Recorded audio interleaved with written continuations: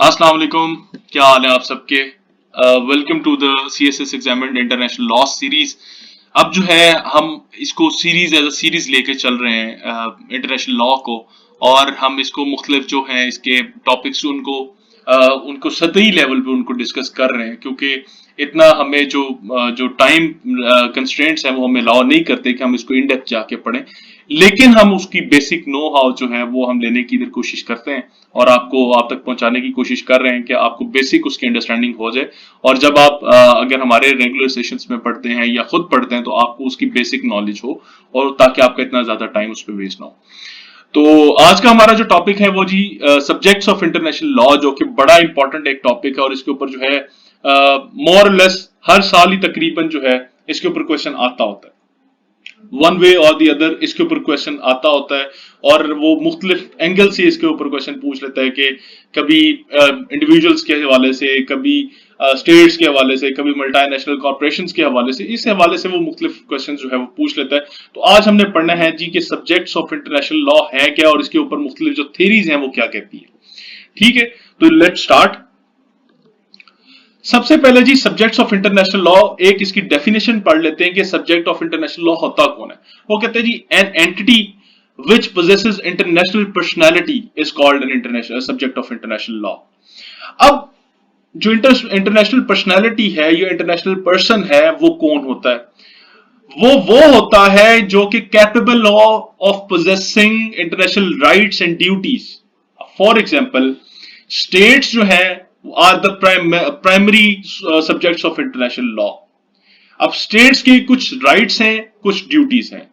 अब वो राइट्स और ड्यूटीज कहां पे हैं? वो यूनाइटेड नेशन चार्टर के अंदर भी वो गिवन है, वो इंटरनेशनल लॉ के अंदर भी गिवन है, वो हर फोरम के ऊपर गिवन है कि कुछ स्टेट्स हैं वो क्या चीजें कर सकती हैं और क्या चीजें नहीं कर सकती, किन चीजों को क्या चीजें उनका राइट है और किन चीजों से उन्होंने अपने आप को रिफ्रेन रखना है।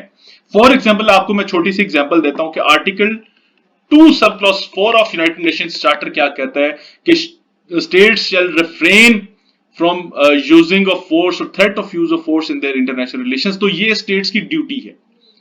अब स्टेट्स का राइट क्या है? उनका राइट है फ्रीडम ऑफ एक्सप्रेशन या राइट ऑफ सेल्फ डिटर्मिनेशन, ये उनका स्टेट्स का राइट है। तो मैंने आपको एक बड़ी सिंपल सी एक डिफरेंशिएशन बता दी है कि राइट्स क्या होते हैं और ड्यूटीज क्या होते हैं, और इंटरनेशनल पर्सनैलिटी या इंटरनेशनल पर्सन ही वो होता है जो इन राइट्स और ड्यूटीज को पोजेस करने की काबिलियत रखता हो। तो ये था, हमने पढ़ लिया कि सब्जेक्ट की डेफिनेशन, कौन सा सब्जेक्ट जो है वो इंटरनेशनल लॉ का हो सकता है। इंटरनेशनल लॉ का अगर कोई सब्जेक्ट है तो उसकी डेफिनेशन या उसकी जो कैरेक्टरिस्टिक्स हैं या उसकी जो प्री रेक्विजिट हैं या उसकी जो रिक्वायरमेंट्स हैं वो ये चीजें हैं कि वो इंटरनेशनल पर्सनालिटी हो, और वो इंटरनेशनल पर्सनालिटी कौन होता है? जो पोजेस करता हो, कैपेबिलिटी रखता हो इंटरनेशनल राइट्स और ड्यूटीज को ओबे करने की। अब हम चलते हैं जी थ्योरेटिकल फ्रेमवर्क के ऊपर regarding subjects of international law. दो तीन किस्म की थेरीज है जी। हर थेरी जो है एक दूसरे की एंटीथेसिस है, और जो आखिरी थेरी आती है वो एक मिडिल वे अपनाती है, उसको हम पढ़ते हैं। सबसे पहले आती है जी रियलिस्ट थेरी। रियलिस्ट कहते हैं कि ये कहते हैं कि सिर्फ स्टेट्स जो है वो international subject of international law है, इसके अलावा कोई एंटिटी जो है वो सब्जेक्ट हो ही नहीं सकती इंटरनेशनल लॉ। क्यों? क्योंकि वो कहते हैं कि states only can possess the capability of जो है obeying the rights and duties enumerated in international law. ठीक है, वो कहते हैं कि सिर्फ स्टेट्स ही जो हैं वो इस चीज के कैपेबल है, इसीलिए वो इंटरनेशनल पर्सनैलिटी है या इंटरनेशनल पर्सन है। वो कहते हैं कि states alone are the bearers of international rights and duties, इस तरह की मैंने अभी आपसे बात की। वो कहते हैं कि states are the subjects of international law whereas individuals are the objects of international law. कि स्टेट्स सब्जेक्ट है और उस सब्जेक्ट की कुछ राइट्स एंड ड्यूटीज हैं, वो किससे फुलफिल करेगा वो राइट्स एंड ड्यूटीज? वो ऑब्जेक्ट्स हैं, और वो ऑब्जेक्ट्स कौन से हैं? वो इंडिविजुअल्स हैं। तो ये तो था जी रियलिस्ट थ्योरी। अब हम इसका क्रिटिसिज्म पढ़ लेते हैं कि इसके ऊपर क्रिटिसिज्म क्या आया। इसके ऊपर क्रिटिसिज्म आता है कि certain rights and obligations have been endowed to entities other than states. अब देखें, अगर रियलिस्ट थ्योरी को माना जाए तो फिर जो मल्टीनेशनल कॉर्पोरेशंस हैं, एमएनसीज हैं, तो वो उनके तो कुछ राइट्स एंड ड्यूटीज ना हुए। अब अगर कुछ राइट्स जो है इन्फ्रिंज होते हैं तो वो कहां पे जाएं? उनके लिए तो फिर कोई ऐसा लॉ नहीं, ना वो म्यूनिसिपल लॉ में आएंगे ना फिर वो इंटरनेशनल लॉ में आएंगे।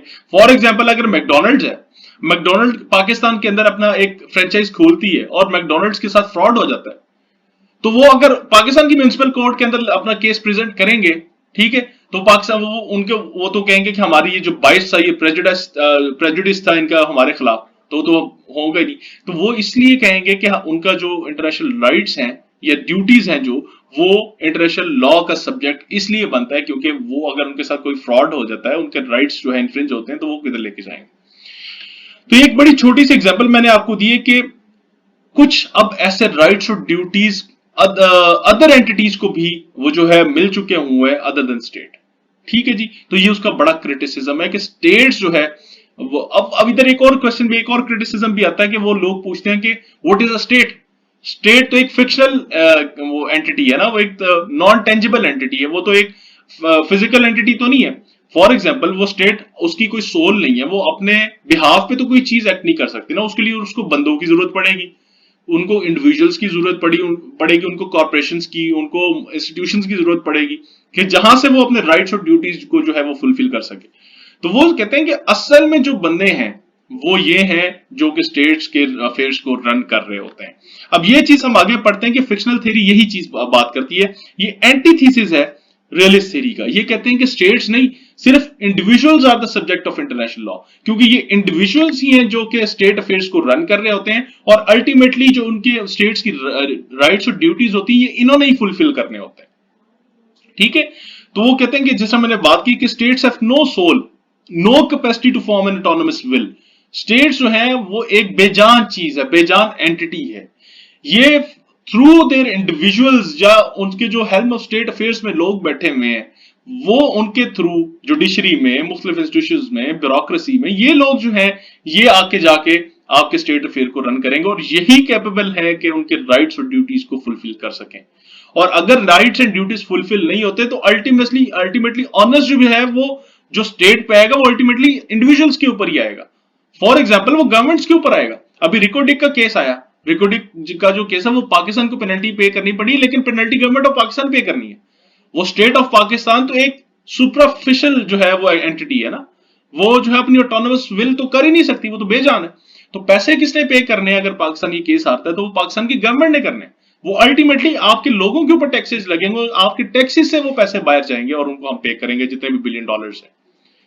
ठीक है जी, तो अगली चीज आ जाती है। अब देखिए ये दो एक्सट्रीम्स थे, एक रियलिस्ट थ्योरी और एक फिक्शनल थ्योरी। अब एक बात करता था सिर्फ स्टेट्स और दूसरी बात करता था सिर्फ इंडिविजुअल्स।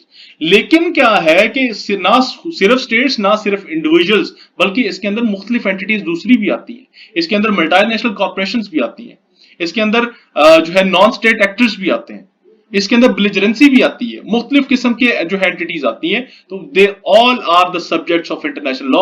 आपको मैं देर बाद बताता जाऊं कि इवन जिस तरह रिकग्निशन ऑफ स्टेट होती है उसी तरह रिकग्निशन ऑफ गवर्नमेंट भी होती है, और ना सिर्फ रिकग्निशन ऑफ गवर्नमेंट होती है बल्कि रिकग्निशन ऑफ बिलिजरेंसी भी होती है। ठीक है, तो ये जो है ये काफी ज्यादा रिकग्निशन है। क्यों उनकी रिकग्निशन होती है? Because they are the subjects of international law. अगर वो इंटरनेशनल लॉ के सब्जेक्ट ना होते तो उनको रिकग्निशन भी ना, उसका सवाल ही ना उठता। अब फिक्शनल फंक्शनल थ्योरी क्या कहती है? इन्होंने they try to bridge the gap between the realist and fictional theorist. उन्होंने कहा कि आप दोनों बातें ठीक करें, लेकिन दोनों ने एक्सट्रीम्स पकड़ी हुई है। अब स्टेट्स आर द, इन्होंने कहा कि states are the primary subjects of international law, लेकिन सिर्फ वही सब्जेक्ट्स ऑफ इंटरनेशनल लॉ नहीं है, इंडिविजुअल्स भी हैं और एंटिटीज भी हैं, मल्टीनेशनल कॉर्पोरेशंस भी हैं, नॉन स्टेट एक्टर्स भी हैं। ठीक है, और उन्होंने इसीलिए उन्होंने इस जो गैप था उसको ब्रिज करने की कोशिश की, और उन्होंने ये चीजें ऐड कर दी कि आप दोनों चीजें बातें ठीक कर रहे हैं, लेकिन ये चीजें भी एंटिटीज जो हैं ये भी इसके अंदर आती हैं। तो ये तो था जी हमारा सब्जेक्ट्स ऑफ इंटरनेशनल लॉ, कि आप लोगों को थोड़ा सा मेरी कोशिश ये थी कि जो इंटरनेशनल लॉ के सब्जेक्ट्स हैं कि इंटरनेशनल लॉ किन किन एंटिटीज के ऊपर अप्लाई होता है। अगर एक जो इंटरनेशनल पर्सन है, ये इंटरनेशनल पर्सनैलिटी है, उसके कुछ राइट्स एंड ड्यूटीज अगर वो इन्फ्रिंज होते हैं तो वो किधर जाए? अगर वो सिर्फ स्टेट्स हैं या सिर्फ इंडिविजुअल्स हैं तो वो किधर जाए? अब देखें, फॉर एग्जांपल मैंने बिजनेस किया है, मैं अपनी इंडिविजुअल कैपेसिटी में कोई इंडिया के बंदे के साथ, अगर मेरे साथ फ्रॉड हो जाता है तो मैं किधर जाऊंगा? मैं अगर अपनी कोर्ट में जाऊंगा तो मेरी कोर्ट वो तो इधर आएगा नहीं ना। अगर मेरी कोर्ट जो है उसके खिलाफ जो है वारंट गिरफ्तारी जारी भी कर देती है तो पाकिस्तान आएगा नहीं, उसको क्या फर्क पड़ता है? या अगर मैं उनकी कोर्ट के अंदर जो केस है उसको फाइल करूंगा तो मैं तो उनका सब्जेक्ट ही नहीं हूं। तो वो तो उनकी जो जुरिस्डिक्शन है वो मेरे ऊपर तो है ही नहीं, मैं तो फाइल कर ही नहीं सकता। तो इसलिए इस चीज को ब्रिज करने के लिए इंटरनेशनल लॉ की जरूरत पड़ी कि अगर कोई इस तरह का हो, ये इसको कहते हैं कि प्राइवेट इंटरनेशनल लॉ। एक होता है पब्लिक इंटरनेशनल लॉ, एक प्राइवेट इंटरनेशनल लॉ होता है। तो ये चीजें जो है ये प्राइवेट इंटरनेशनल लॉ जो है वो डील करता है। तो होपफुली आपको समझ आई होगी कि सब्जेक्ट्स ऑफ इंटरनेशनल लॉ क्या है और उनकी राइट्स और ड्यूटीज किस तरह फुलफिल होती है और मुख्तलिफ थेरीज जो है वो किस तरह बात करती है इसके ऊपर। बहुत शुक्रिया।